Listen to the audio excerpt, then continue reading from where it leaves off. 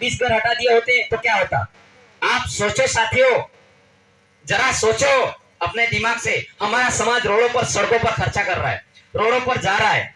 क्या उस मंदिर में मैं इस हद तक किसी भी कोर्ट की डिबेट में खड़ा करते हम लोग जवाब देने के लिए तैयार है। हमारे समाज को समझाएंगे, सही जानकारी देनी पड़ेगी। मैं ये कहना चाहता हूँ हमारे आदिवासियों से, क्या उस मंदिर के ट्रस्ट में हमारा कोई अध्यक्ष है? ये बात बता दो मुझे, कोई भी। सभी जाजम पर बैठे हुए तमाम साथियों से मेरा सवाल है, उस मंदिर में हमारा कोई आदिवासी उस चेयरमैन है उस मंदिर का, ट्रस्ट का? हमारे वाले लोग उसमें कितने 1 रुपया, 2 रुपया, 500 रुपया, 1000 रुपये, 2000, 3000 रुपये डाल रहे हैं। वो पैसा उनके विकास के काम में उपयोग होगा कि हमको देंगे क्या? किसी को ये लगता है कि ना अंबाजी विरोध करते हैं, हम किसी का विरोध नहीं कर रहे हैं। आपको क्या अच्छा लगता है, नहीं लगता है? आपके अंदर 2 रोटी खाते हो, खाना खाते हो, बैठते हो, उठते पड़ते हो, सब परिवार के साथ में रहते हो, आपको खुद पता लगना चाहिए। आज 20 घरों के परिवारों के साथ में आपको बैठने की जरूरत है या किसी मंदिर में आपको पैसा देने की जरूरत है? आपको कहां जाना चाहिए ये बताओ मुझे। हमारे समाज को कहां जाने की जरूरत है? मंदिर में जाने की जरूरत है कि वहां जो 20 घर भीग रहे हैं आज किस कंडीशन में रह रहे होंगे? ये हमें कभी नहीं सोचा।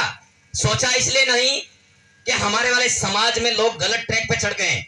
कई ग्रुप वाले भी ऑब्जेक्शन करेंगे, लोकेश भाई ऐसे बोलते हैं, मैं ग्रुप वालों को भी सम्मान करना चाहता हूं। आप कोई भी समस्या होती है, ग्रुप, संगठन, राजनीति, किसी भी पार्टी में बिलोंग करते हो, कोई बात नहीं, लेकिन हमारे समाज के मुद्दे होते हैं वहां आप साथ में खड़े हो जाइए। मैं ये कहता हूं ग्रुप में दौड़ने से, क्या कहीं बाइकें दौड़ाने से या कहीं मंदिर जाने से आपके हक अधिकार जमीन के मिलते हो तो बताओ? या ग्रुप दौड़ाने से किसी महिलाओं पर शोषण होता है, अत्याचार हो रहा है तो आपको उसमें दिलाने का, आपको उसमें कितना फर्ज निभा रहे हो वो बताओ?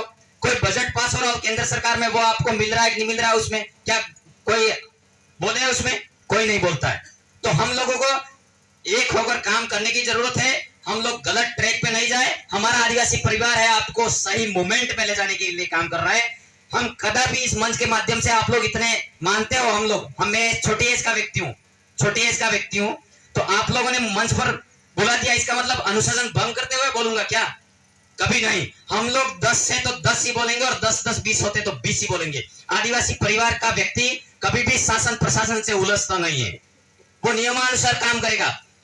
पंचायत में भी कोई विकास के काम है तो जाएगा तो नियम से बात करेगा। बीसीसी की कमेटी गठित करो, गांव में कमेटी, ग्राम सभा गठित करो, वो अनुशासित तरीके से पंचायत में अपनी बात रखे। यूनिक संविधान मैं जानता हूँ, ये जानता हूँ, ये कभी नहीं उलझना है। हमको सबसे पहले हमारी भाषा मर्यादित होकर काम करना पड़ेगा और नियमानुसार काम करना पड़ेगा। कोई ज्ञापन भी देना है तो नियमानुसार। अब पहले वाला जमाना गया, लट खटुकते हैं लोग। जय जोहार का नारा है, भारत देश हमारा है, मूल मालिक है, सब कुछ है। 5 जनवरी 2011 का सुप्रीम कोर्ट का जजमेंट भी कह चुका है। लेकिन हमारा अभी जो वर्तमान स्थितियों को देखते हुए हमको कलम और कागज की लड़ाई लड़नी होगी, नहीं तो साथियों हम दर दर की ठोकरें खाकर मर जाएंगे। कोई भाव पूछने वाला नहीं है। और अब 1951 की जनगणना में बार बार बोलते हैं, क्योंकि दूसरी जगह भी बोला है हमने, 1951 की जनगणना में हम 60% थे। अब आज की जनगणना उठा के देख लो सभी भाई मेरे पढ़ने वाले, 8% रहे। कोई आदमी क्रमिक गति से हमारे उस प्रजाति का विकास होता है, विनाश होता है? आप सभी से सवाल है मेरा, किसी प्रजाति का क्रमिक गति से विकास होता है, विनाश होता है? हम लोग कम क्यों है? हम लोग संगठनों में बढ़ गए, हम लोग पार्टियों में बढ़ गए, हम लोग धर्मों में बढ़ गए। आदिवासी, सुप्रीम कोर्ट का जजमेंट भी कह चुका है कि आदिवासी न तो मूल निवासी है, न नागरिक है तो वो वास्तविक है और प्रकृति को मानने वाला है और इस देश का मालिक है, ये कहा गया है आप सभी को। तो आप लोग मालिक कह दिया, अब काम करने कौन जा रहा है? कड़िया काम करने कौन जा रहा है? दारू के ठेके पर कौन जा रहा है? अहमदाबाद कौन जा रहा है? कलेक्टर के बाहर भीड़ में रो कौन रहा है? अत्याचार किसके साथ हो रहा है? बलात्कार किसके साथ हो रहा है? भाइयों कब तक जागोगे मेरे साथियों?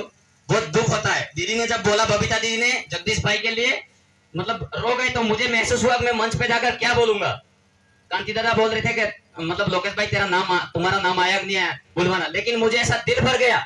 ये बहन किस तरीके से काम कर रही है, झारखंड से यहाँ आने के बाद भी पूरे इन्होंने जेल भी काटी है, लेकिन हमारा समाज मैं ये कहना चाहता हूँ, हमारे वाले लोग सही जानकारी वाले व्यक्ति के पास में फोटो खिंचवाने से डरते हैं ना। फोटो आप जाके कह दिए, हम लोग किसी एमपी एमएलए बाड़पन बनाने नहीं आए, हम कर्मचारी किसी को यहाँ वोट दे ये कभी नहीं कहेंगे, लेकिन हमारे आदिवासी परिवार की विचारधारा के साथ में कंधे से कंधा मिलाकर हमारे समाज को जीवन पर्यंत जगाते रहेंगे। ये बात मैं कहना चाहता हूँ साथियों। इसी तरीके से हम लोगों को ये गलत जो हमारे बर्थडे वाला सिस्टम बंद करना पड़ेगा। साफ साफ शब्दों में शराब के ठेके पर जाना बंद करो। मैंने काम की बात कही, कड़िया काम करने जाना पड़ता है, काम के लिए किसी को बाध्य नहीं कर सकता हूं, उसकी बुनियादी सुविधाओं की आपूर्ति करने के लिए व्यक्ति जा सकता है।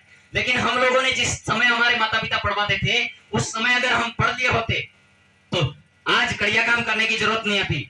हमारे वाले लोग कहीं अहमदाबाद जाते काम करने, उनके साथ अत्याचार शोषण हो जाता है, वो 5 मंजिल से गिर गया, वहां हमारे वाला भाई मतलब कोई साथ में खड़ा नहीं रहेगा, उसको कहेंगे ले जाके जला दो। लेकिन उस व्यक्ति के लिए हम एक मुआवजा क्या, हम उसकी कीमत नहीं कर पाते। हमारे भाई की ये कीमत है। शासन प्रशासन से नियमानुसार पेश नहीं आ पाते। क्या समस्या हो रही है, क्या समस्या हो रही है, कब तक जानेंगे? जब टांटिया मामा और बिरसा मुंडा ने तो इस जल जंगल जमीन के लिए बिरसा मुंडा और टांटिया भील को मतलब 5, 6, 7 जिलों की जमीन दे रहे थे वो लोग कि ले ले, तो इन आदिवासियों के लिए लड़ना बंद हो जा। जैसे हमारे कोई बाढ़ से कोई आदमी काम करने के लिए पंचायत में जाएगा तो पंचायत में सचिव साहब और सरपंच साहब क्या कहेंगे, तेरे हेडफोन चाहिए ले ले बोल मत, तेरे सीसी रोड चाहिए बोल मत। कभी भी कोई सामाजिक कार्यकर्ता हमारा पंचायत में जाए तो नियम से पेश आओ। 5 तारीख और 20 तारीख ग्राम सभा के प्रस्ताव लिए जाते हैं, वित्तीय स्वीकृति और प्रशासनिक स्वीकृति पंचायत में पास होती है। आप लोग उन छोटे मोटे खुद के विकास के नाम पर दूसरे हमारे अंतिम सीमा पर जो भाई घर पड़ता है उस घर का शोषण अत्याचार और उसको पूरा फायदा दिलवाने का प्रयास करो। आपके फायदे के लिए अपने लास्ट अंतिम गांव में जो सीमांकन पे भाई पड़ता है उसका जो हक है मत छीनो, क्योंकि आपको वो पूरा अच्छा मानता है, आपको ये मानता है कि ये भाई फलाना भाई मेरी बात को रखेगा, आपको अच्छा करके वो आगे भेजता है। लेकिन आप पंचायत में जाने के बाद एक सीसी रोड हो जाए तो बोल मत, वहां बोलना बंद हो जाता है। फिर वो क्या कहता है आके आके, अरे तेरा तो आगे भेजा है, क्या बोलता है, तेरा तो आगे भेजा है, हेडफोन पास होगा। भाई कहाँ होगा? गवर्नमेंट की अथॉरिटी के अनुसार सचिव को रखा होता है कि सरकारी निगरानी जो सैंक्शन होगी होगा काम, उसकी निगरानी करने के उपरांत कोई काम होंगे, कितना बजट देना है कितना नहीं देना है, क्योंकि नेताओं पर सरकार भरोसा नहीं कर रही। लेकिन उस कर्मचारियों को भी चलाने के लिए हम लोग सजग नहीं है, इसलिए कहीं ना कहीं धोखा हो रहा है। एक सरपंच तो क्या चीज होती है, 5 साल के उसको मैनेजमेंट के लिए रखा गया होता है लोगों के प्रतिनिधित्व द्वारा लोकतांत्रिक तरीके से। लेकिन हम लोग उस सचिव से सीधे नहीं मिलते हैं। कोई भी व्यक्ति होता है वो तो वोटों को यहाँ दे रहा है या नहीं दे रहा है यूं करके विकास करेगा। लेकिन हमको ग्राम विकास अधिकारी से स्पष्ट तरीके से अपनी टीम है वो गांव की, वो समय समय पर 15 दिन में पंचायत में जाने की जरूरत है। अपने तो एक रिपोर्ट दे दी, उसके बाद 3 महीने बाद आते हैं कि सर सरपंच साहब और वार्ड पंच साहब सचिव साहब क्या हुआ, हेडफोन नहीं हुआ। होटलों में उलझ जाते हैं सरपंच साहबों से और वार्ड पंच और सचिव से। अरे वहां उलझने की जरूरत नहीं, हमको तमीज से जिस तरीके से विधानसभा में हमारे आदमी जाके बोलते हैं उसी रवैये से नियमानुसार अपन को पंचायत की डिबेट में नियमानुसार बात रखने की जरूरत है। कैसे काम नहीं होते साथियों, इसीलिए आप लोगों को ये सारी बातों का ध्यान रखते हुए हम लोगों को मेरी बात को यहाँ समेटते हुए मैं बात फिर से इंगित करवाना चाहूंगा, हम लोगों को अंधविश्वास में नहीं जीना है।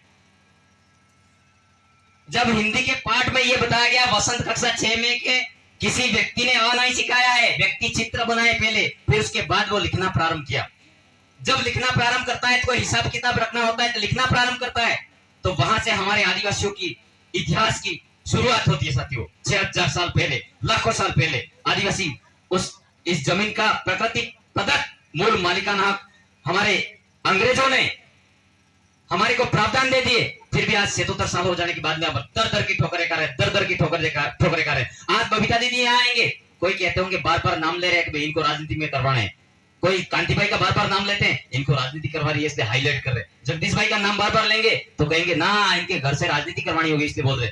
ऐसे करोगे साथियों तो हम टूटते जाएंगे, राजनीति की जगह रहेगी।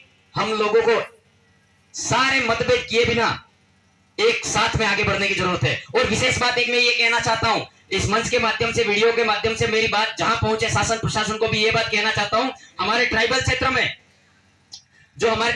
में अभी बारिश का मौसम है, बारिश के मौसम में हमारी CSC PSC है, वहां हमारे यहाँ का किसी को सांप काटता है वो व्यक्ति उदयपुर जाता है, यहाँ खलासी आएगा तो उसकी दवाई नहीं मिलेगी पूरी तरीके से। वो लोग उदयपुर जाते जाते उस व्यक्ति की मृत्यु हो जाती है, या वो अहमदाबाद जाएगा उसको मनमाने तरीके से 70,000 1 लाख रुपए लूट लेते लोग क्योंकि प्राइवेट में जाएगा। तो मैं राजस्थान सरकार से और केंद्र सरकार से विशेष अनुरोध आज्ञा करना चाहूंगा यहाँ से मंच के माध्यम से कि हमारी बात सुने समझे और हम सब और पूरे फिर प्रदेश के माध्यम से मैं मेरी बात को रख रहा हूं कि हमारे सीएससी पीएससी है उसमें सांप काटने की जो उसका जहर उतरने वाली है दवाई सब सीएससी पीएससी में अवेलेबल करवाए ताकि हमारे व्यक्तियों की जान बची रहे। और फिर से मैं मंच के माध्यम से ये कहना चाहता हूं कि हमारे जो जल जंगल जमीन के मुद्दे हैं, पहले अधिसूचना जारी करने से पहले हमारे जो ग्राम सभा के प्रस्ताव में मंजूरी दी गई है या नहीं दी गई है उसके उपरांत सरकार निर्णय ले।